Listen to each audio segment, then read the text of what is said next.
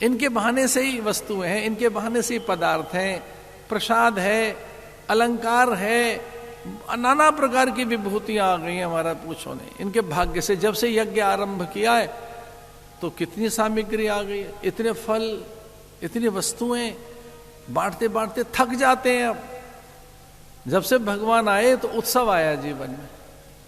मैं आपसे भी ये निवेदन कर रहा हूं, एक नया सा उत्सव रचिए घर में, भगवान का श्रृंगार कीजिए, पाठ कीजिए। जब पाठ करोगे देवता चैतन्य हो जाएंगे। गणपति अथर्व शेष करोगे, गणपति आपसे संवाद करेगा। दुर्गा सप्तशती कीजिए, प्रतिदिन विष्णु सहस्त्रनाम करके देखो। इस पवित्र महाकुंभ के पर्व पर इस भागवत की वेदी से हम आपसे ये निवेदन कर रहे हैं कि 6 महीने अगर आपने अखंड रहकर, माने कभी खंडित न हो, विष्णु सहस्त्रनाम कर लिया, आपके जीवन की सारी बाधाएं भाग जाएंगी। सारी बाधाएं,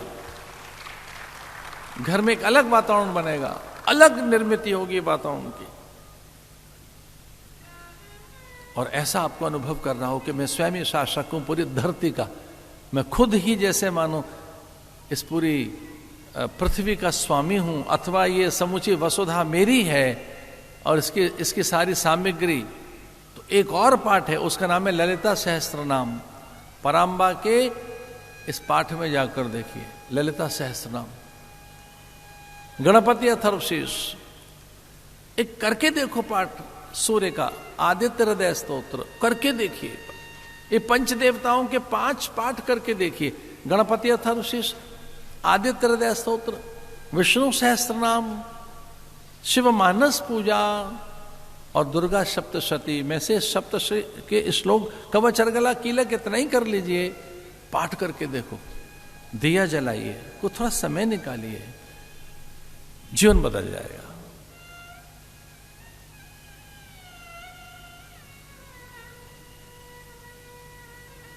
यज्ञ बताया, यज्ञ करिए। स्वयं भगवान द्वार पर आ जाएंगे तो करने लगा वो यज्ञ। मिथ्या वचन नहीं बोलने हैं, द्वार पर आए अतिथि अभ्यागत का आदर करना है और जो मांग ले उसे देना है। तो संकोच करने लगा बलि कि जो कुछ भी मांगेगा वो मैं दूं। बोले हाँ, इस यज्ञ से इतनी सामर्थ्य आ जाएगी कि जो भी व्यक्ति आपसे कोई याचना करेगा उस याचना की पूर्ति की सामर्थ्य तेरे पास होगी, तू यज्ञ तो कर। गुरुदेव ने कहा ये मेरा वचन है कि जो कुछ भी तेरे सामने मांगने आएगा उस याचक की मांग की पूर्ति, उस याचक की कामना, उस याचक की जो भी मन अभिलाषा है, उस याचक के जितने मनोरथ हैं वो तेरे द्वारा सिद्ध होंगे। इतना बल विभूत आ जाएगी। यज्ञ कर। गुरुदेव की आज्ञा का पालन किया और वो यज्ञ करने लगा। स्वागतम ते नमस्तुभ्यं ब्रह्मन् किं करवाम ते ब्रह्मर्षीणां तपः साक्षान् मन्ये त्वार्य वपुर्धरम्।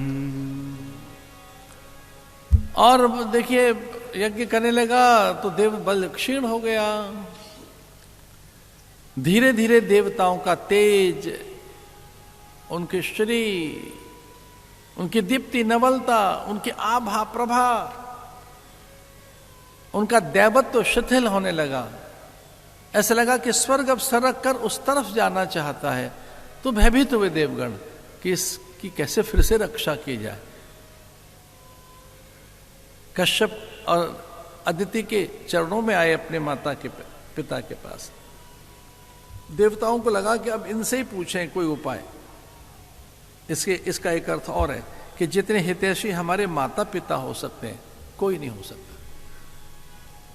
माता पिता बड़े हितैषी रहते हैं, जो ज्येष्ठ जन हैं हमारे, जो घर के ज्येष्ठ हैं, जितने बड़े हैं, माता पिता हैं, आचार्य गुरु हैं, जो हमारे बड़े हैं, उनका आदर करें, उनके अनुगत रहें, उनके आदेश में रहें।